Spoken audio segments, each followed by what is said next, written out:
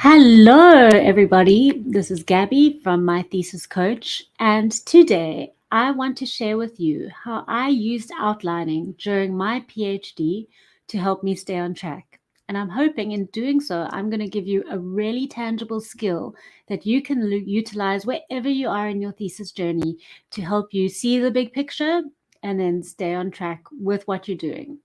So, I want to start off. I've got a few things to show you here. I've shared this in writing workshops before, and people always really like it. So I want to do that now and share that in this video. So I've got three versions of what I called, while I was working on it, my rolling thesis outline, because I kept it throughout my thesis process, and I kept adding to it, developing it, and expanding on it. It kept evolving as I was working through my thesis. So this was from December 2014, as you can see over there. And you can see at this stage, it's a really general outline. What's in there, a lot of it is sort of like very obvious stuff. We know what a thesis has. I've got other videos about the structure of a thesis. And you can see how here I was working within that structure. So here's my introduction. We know we have that. Because it was quite a conceptual PhD, I had a conceptual framework section there.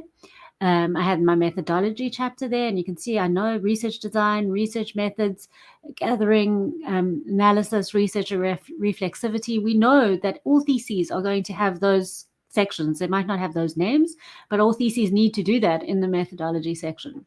All right, then I had some context. That was a lot like what a literature review would be. So I didn't call it literature review, but it was doing the work of a literature review. And then I had, we know findings are important. I thought a discussion is important, and then the conclusions and recommendations. So that was what I started off with. And even though it was right at the very beginning, I mapped out like this is what it's probably going to look like. And you can see there I had my headings and my subheadings. And this was a standalone document. This wasn't in the actual documents I was busy typing on. I had this in a separate file. So every now and then when I thought, oh my gosh, what is actually happening in my PhD, I could go and look at it and think, okay, I want to work on this section. This is where it's going to fit in. So this helped me keep an eye on the bigger picture as I was working towards it. But you will know in all the stuff that I share, all my videos where I say create an outline, create a roadmap so you know what you're doing, this has to be flexible. So I want to share with you next kind of what that was looking like by June 2015. And you can see here that it's actually looking pretty similar. Okay, never mind about that. Had I changed that at all? No. Okay, so I was doing more or less the same thing there, but then I want to jump us forward to this one, which is where I was getting to at the end.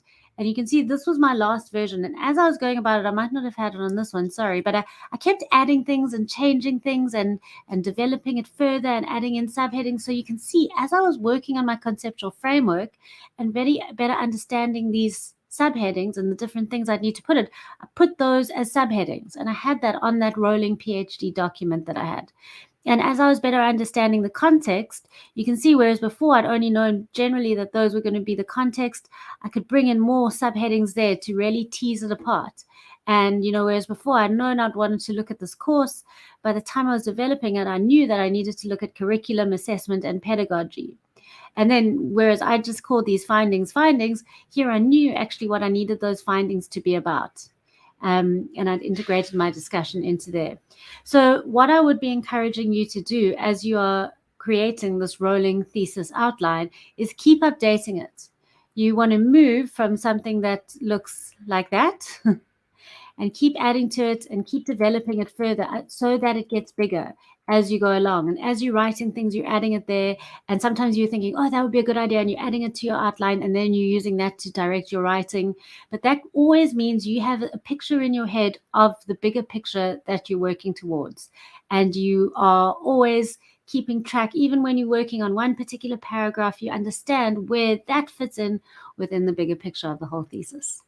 So I hope I've encouraged you to develop your own rolling thesis outline for your own thesis, and I hope that that turns out being a tool which is helpful to you in terms of keeping perspective on the project as a whole. Thank